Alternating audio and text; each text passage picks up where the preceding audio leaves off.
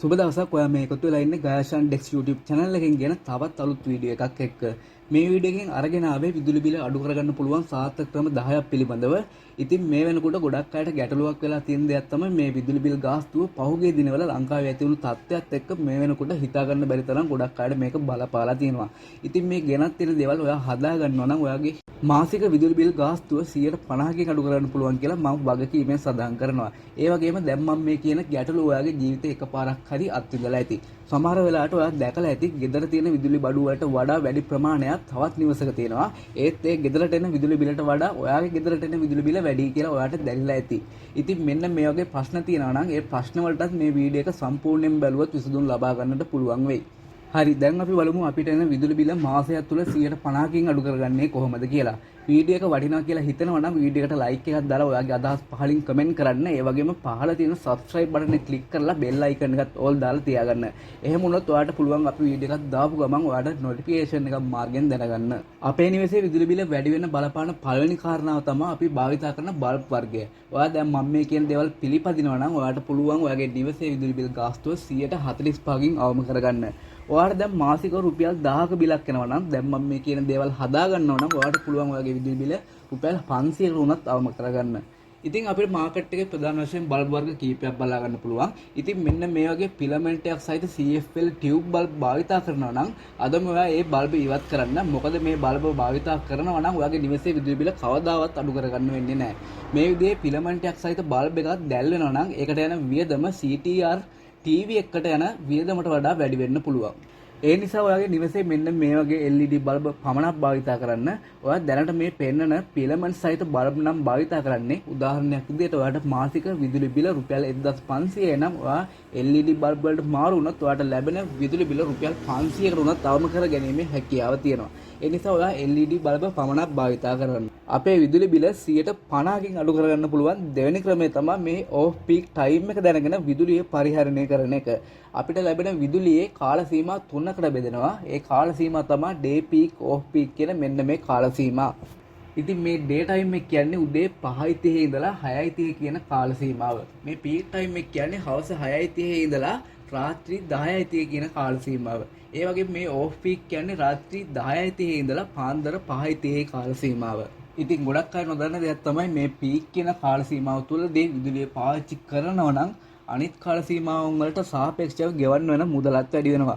උදාහරණයක් විදිහට ස්මාර්ට්ෆෝන් භාවිත කරන හැමෝම දන්නවා ඕනෑම ජාලයකට අපිට ලබා දෙන නයිට් ටයිම් ඩේටා ගොඩක් අඩු මිලකට ලබා ගන්න පුළුවන් කියලා.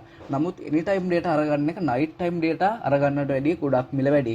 ඉතින් ඒ ප්‍රොසෙස් එකමයි මෙතන වෙන්නේ. ඒ නිසා ඔයා නිතරම උත්සාහ කරන්න 6:30 10:30 අතර කාල සීමාව තුළදී වැඩියෙන් විදුලිය පරිභෝජනය වෙන උපකරණ භාවිතා නොකර ඉන්න. ඕෆ් පීක් එකේ එහෙම නැත්නම් 10:30 ඉඳලා පාන්දර 5:30 වෙනකන් කාල සීමාව තුළදී විදුලිය වැඩිපුර වැය වෙන උපකරණ ඔයාලට භාවිතා කරන්න පුළුවන්. උදාහරණයක් විදිහට වොෂින් මැෂින් එක, අයන් එක, හීටර් එක වගේ මෝටර වලින් ක්‍රියාත්මක වන උපකරණ මේ වගේ වැඩි විදුලියක් වැය වෙන උපකරණ ඕෆ් පීක් ටයිම් එකේ භාවිතා කරන්න මෙන්න මේ දේ පිළිපදිනවා නම් ඔයාගේ විදුලි බිල 130කින් අවම කර ගැනීමට ඔයාට හැකියාව තියෙනවා.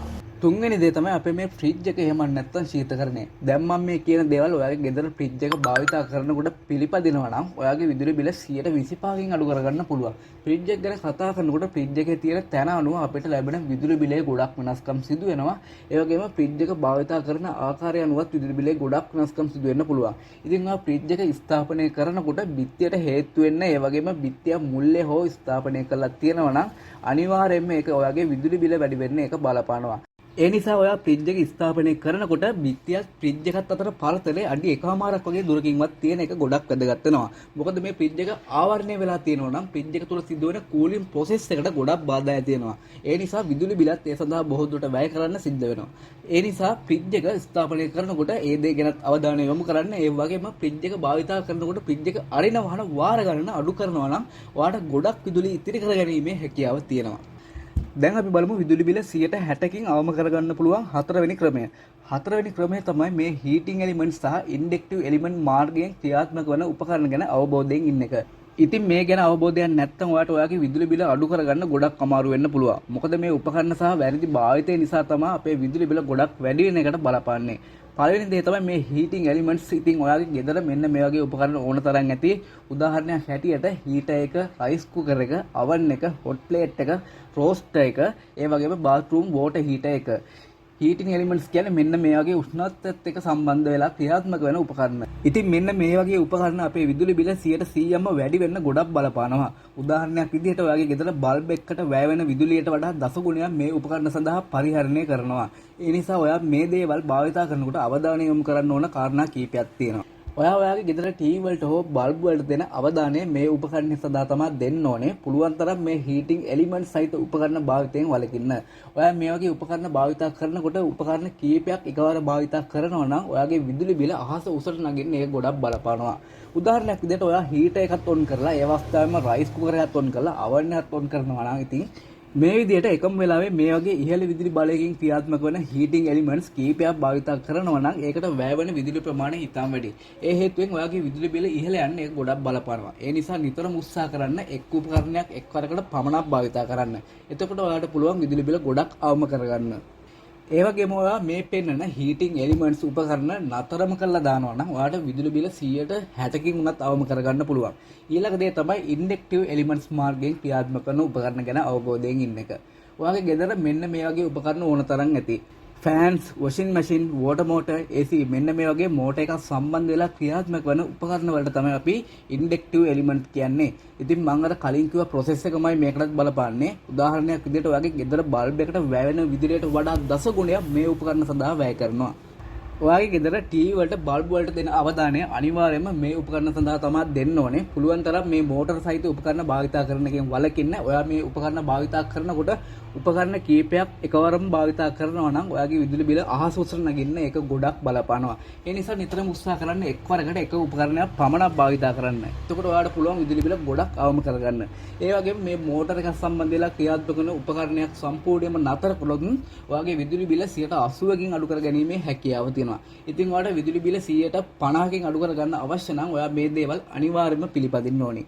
ඉතින් මේ වීඩියෝ එකේ කතා කරපු දේවල් සාරාංශයක් විදිහට ගන්නවා නම් ඔයාලට මේ විදුලි බිල අඩු කරගන්න අවශ්‍ය නම් මේ heating elements උපකරණ භාවිත කරන එක සම්පූර්ණයෙන්ම අවම කරන්න ඕනේ. ඒ වගේම inductive elements සහිත උපකරණ භාවිත කරන එක අවම කරන්න ඕනේ. මොකද මේ උපකරණ දවසකට විනාඩි කිහිපයකට ක්‍රියාත්මක කරන උපකරණ උනත් සාමාන්‍ය බල්බ් එකකට වැය කරන විදුලියට වඩා වැඩි ප්‍රමාණයක් ඒ කාලය තුලදී පවා වැය කරනවා. ගොඩක් අය අවධානය යොමු කරන්නේ ටීවී රේඩියෝ බල්බ් පිළිබඳ. ඒ නිසා තමයි ගොඩක් අයගේ විදුලි බිල ගොඩක් දුරට වැඩි වෙන්නේ. ඒ නිසා ඒ වගේ උපකරණ වලට දෙන අවධානය මේ වගේ උපකරණ වලටත් යොමු කරන්න. ඒ වගේම මම අර මුලින් කිව්ව විදිහට මේ වගේ filament CFL ටියුබ් බල්බ් භාවිත කරන එක සම්පූර්ණයෙන්ම නතර කරලා දාන්න. මොකද මේ කියන බල්බ් ඔයාගේ නිවසේ ඔයා භාවිත කරනවා නම් ඔයාලට කවදාවත්ම විදුලි බිල අඩු කර ගැනීමේ හැකියාව ලැබෙන්නේ නැහැ. ඒ නිසා ඔයාගේ නිවසේ මෙන්න මේ වගේ LED බල්බ් පමණක් භාවිත කරන්න. ඉතින් මම මේ කියපු දේවල් හරියට පිළිපදිනවා නම් ඔයාලට 150කින් විදුලි බිල අඩු කර ගැනීමේ හැකියාව ඔයාලට තියෙනවා. ඉතින් අද වීඩියෝ එක ගැන මොකද හිතන්නේ? මම හිතනවා ඔයාලට මේ වීඩියෝ එකෙන් ගොඩක් වැදගත් වෙන්න ඇති කියලා. අනිවාර්යයෙන්ම ඔයාගේ අදහස් සහ ඔයාලට තියෙන ගැටලු පහලින් කමෙන්ට් කරන්න. මේ වගේ වීඩියෝ ඉදිරියටත් බලන්න කැමති කෙනෙක් නම් පහළ තියෙන subscribe button එක ක්ලික් කරලා bell icon එකත් all දාගන්න. එතකොට අලුත් වීඩියෝ එකක් දාපුවම notification නම් මාර්ගයෙන් දැනගන්න පුළුවන්. ඒ වගේම මේක share කරන්නත් අමතක කරන්න එපා.